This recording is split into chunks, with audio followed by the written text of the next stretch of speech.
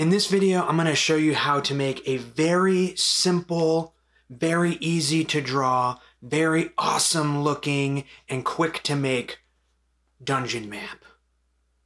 Let's go.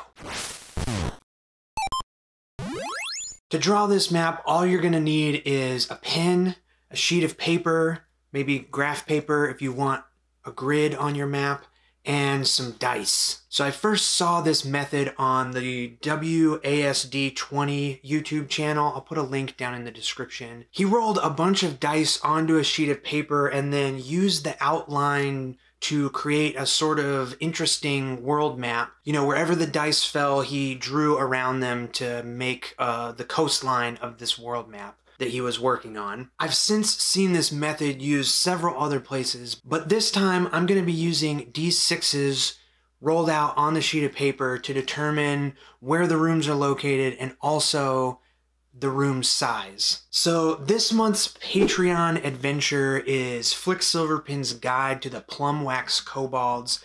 It is a dungeon crawl through a kobold lair, and there's 20 rooms. So I have 20 six-sided dice here. I'm just gonna roll them out onto the sheet of paper, see where they fall. When a dice rolls off the paper or they get kind of clumped up, I'll re-roll those. Basically, I'm just trying to get a decent spread all over this sheet of paper where I'm gonna be drawing this map. So the dice are rolled out sort of randomly, a few re-rolls in there.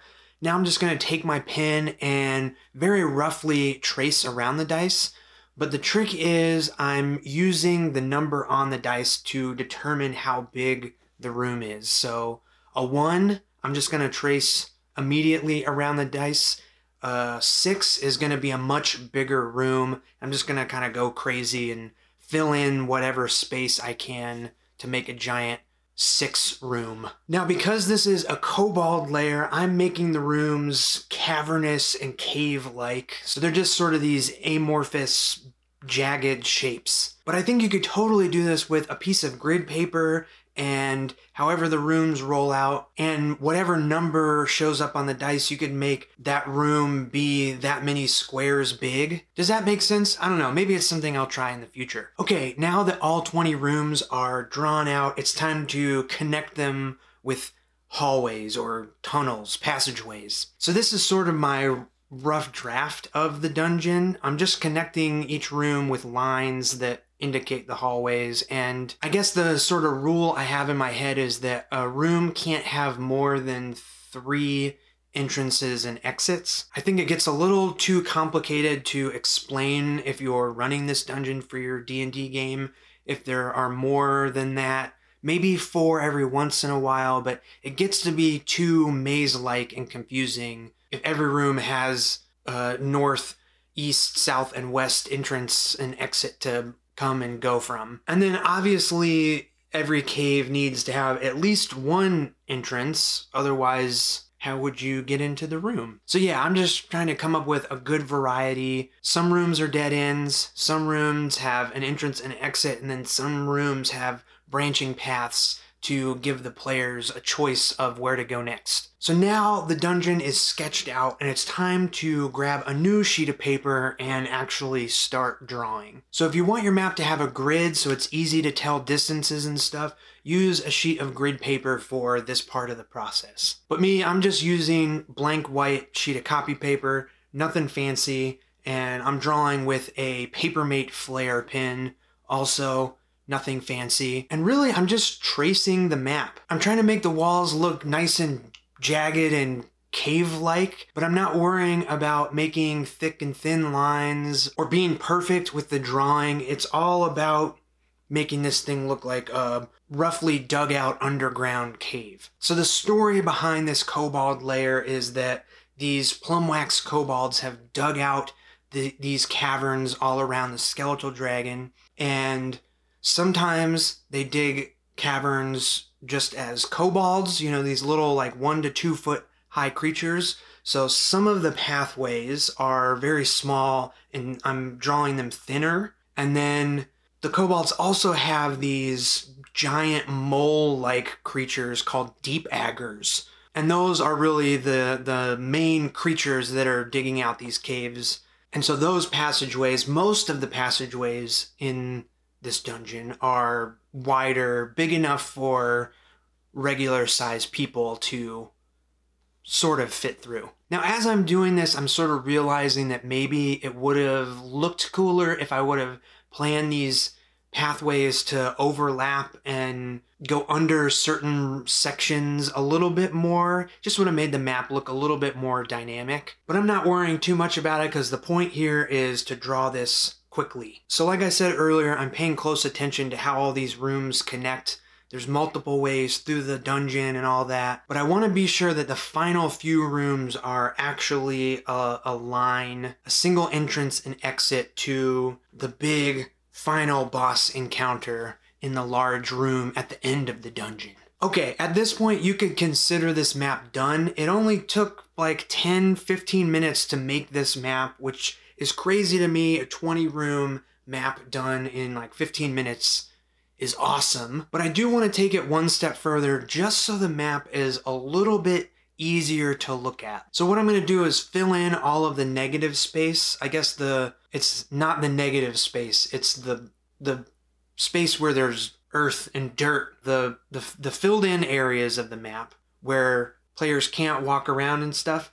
What am I even saying? I'm gonna fill it in with this hatching pattern, this Dyson Logos style hatching. Fill the map up with this stuff and it instantly makes it look awesome and old school and wonderful. So basically this hatching style is just 3 lines and then you rotate the next 3 lines so they're like perpendicular, and then you kind of keep rotating and building off of the little chunks of 3 lines. Hopefully me drawing it makes it clear what I'm trying to say here.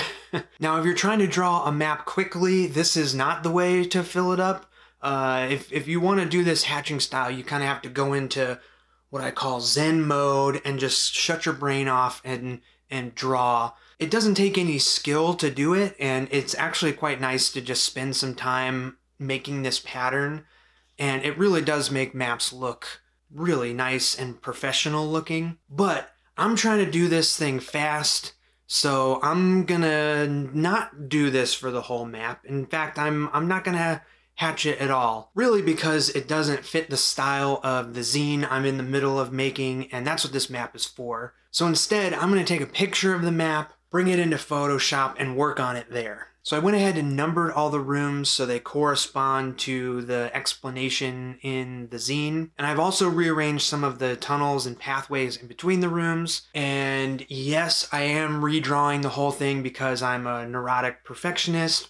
But the cool thing is, by rolling these dice and coming up with this random layout, it's still way faster than if I would have just sat down with a blank sheet of paper and tried to figure all this out from nothing. And the randomness super fits with the story of this crazily confusing constructed kobold layer. Now, like I said, I'm going to skip the hatching pattern, even though I love it so much and I think it looks super cool. And I'm just filling in the negative space with solid black. This way it is super clear what are rooms and passageways the players can explore, and what areas of this pretty complicated looking map can't be explored. So I have decided to add a grid to this map, and I've numbered all of the rooms again, and really that's all there is to it. So I think if I would have spent the time coloring in the negative space on the hand-drawn map, solid black, I still would have designed and drawn this 20-room map in probably less than 30 minutes. Like I said before, there's